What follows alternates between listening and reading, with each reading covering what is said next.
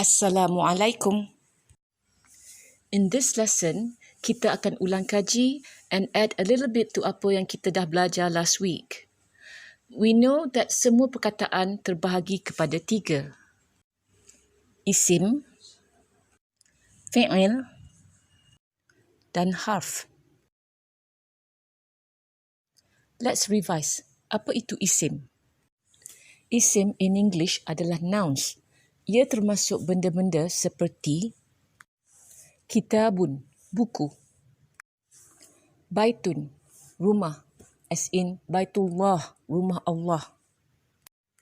Isim termasuk orang seperti muslimun, seorang lelaki Islam, dan muslimuna, ramai lelaki Islam. Ia termasuk tempat seperti negara Mesir dan negeri Kedah.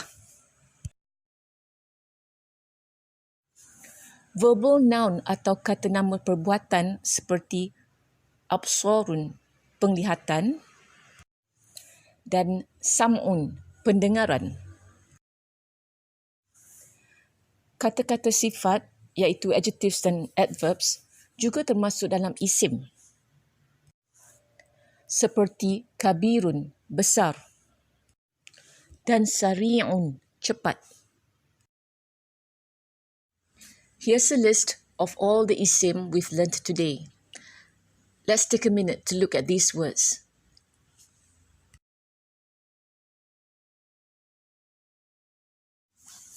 Sekarang kita study fi'il pula. Fi'il pula adalah verbs in English dan fi'il ada 3 jenis. The first is past tense atau dalam bahasa Melayu, apa-apa kata kerja yang ada telah kat depan. The second is present tense atau kata kerja semasa. And the third type is imperative atau command, kata suruh dalam bahasa Melayu. Now let's look at some examples. Using the form to read, membaca, past tense-nya ialah qara'a, he read, dia telah membaca. Present tense, yaqra'u, he reads, dia membaca. Imperative verb atau command, bahasa Melayunya kata suruh, iqra', bacalah. Another example is to say, berkata. Past tense-nya qala, he said, dia telah berkata. Banyak hadis bermula dengan qala Rasulullah sallallahu alaihi wasallam. Rasulullah telah berkata. Present tense, yaqulu, he says, dia berkata. Imperative atau command, qul, say, katakanlah. Okay, these are some examples of fi'il.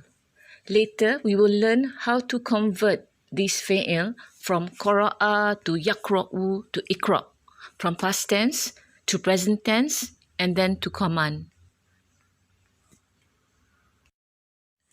Now, we move on to harf. Kumpulan perkataan yang ketiga adalah harf atau particles in English. Apa-apa yang bukan isim dan fi'il dikategorikan sebagai harf. One example is be, which means dengan, as in Bismillah, dengan nama Allah.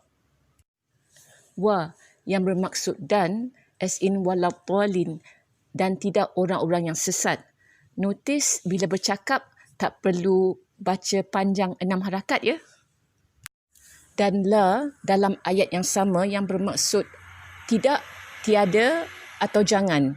You will learn to differentiate the different types of la later. Fi yang bermaksud dalam atau di, as in fi sabilillah, di jalan Allah. Inna meaning sesungguhnya, seperti dalam ayat ini, sesungguhnya Allah Maha berkuasa ke atas segala sesuatu. Ala meaning ke atas dalam ayat yang sama. Ini 6 examples of harf atau pluralnya huruf yang kita dah belajar hari ini. Try to remember them as they appear in the Quran so many times. Okay, that's all I want to teach you today. Tak nak you opening kepala. InsyaAllah, kita jumpa minggu depan.